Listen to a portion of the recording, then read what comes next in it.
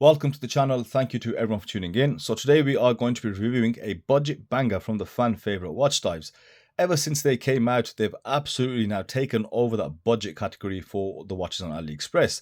When I say budget, I'd say anything below £120.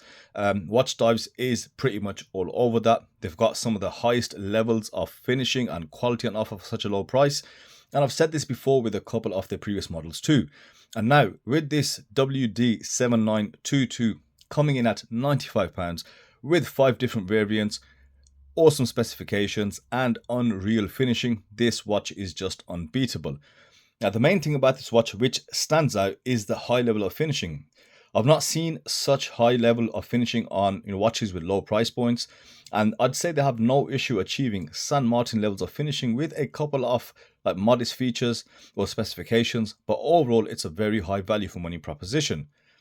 The case finishing is the best you'll see. You've got really soft satin horizontal brushing on the side of the case with a perfectly crisp polished bevel along those lugs, and that same level of satin brushing along the lug tips. Now it's without a single fault. The lines are very crisp and refined and you really can't get better. And this is where everyone seems to max out when it comes to case finishing. Then you've got the same level of finishing on the bracelet. Just look how consistent the light reflections are across the bracelet, and it literally washes off those satin brushed links. Now I'd say they've focused a lot of the cost in the right places in my opinion. So they've made the case and the bracelet the best that they can for that money. Also, the functional aspect of the watch performs extremely well. The bezel is very smooth and it does rotate nicely.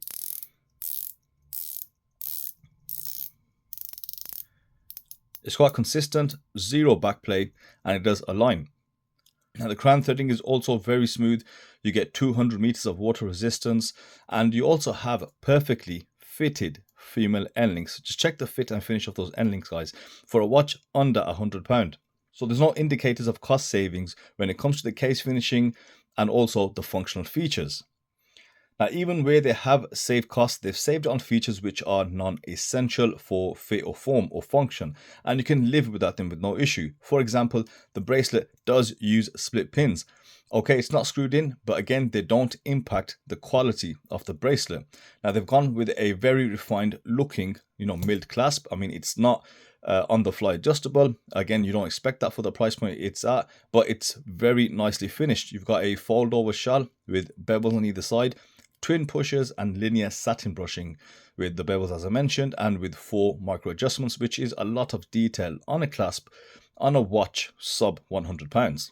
Like that. Now even with things like the aluminium bezel inset, yes, it's cheaper, but with this particular design it does suit it perfectly, and the printing is quite crisp and solid. Now the pip is also centered quite nicely, and it doesn't overly protrude like the AliExpress watches we used to get a few years ago.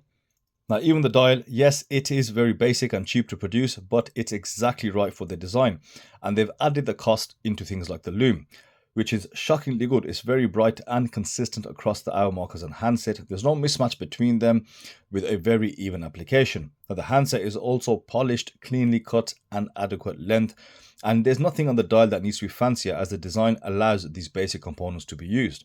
Now Watchdives seem to have taken many lessons learned. Often many reviewers of AliExpress watches say the same thing.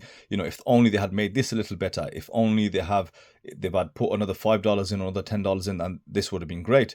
But Watchdives has put the money in exactly the right places and used more economic part choices to get a great balance, and therefore giving us the best built watch for the money.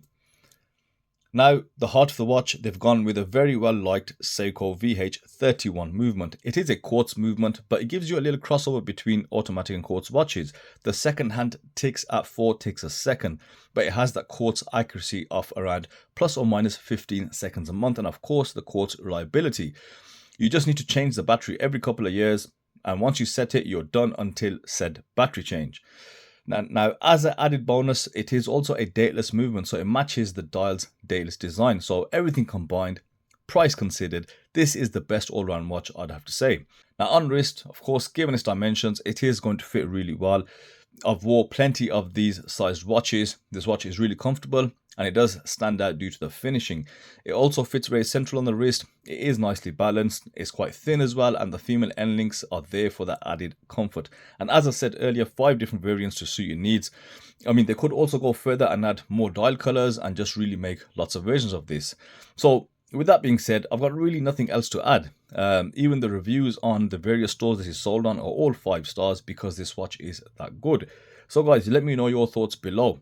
And that's it from me. Thank you all for watching, and I'll see you on the next one.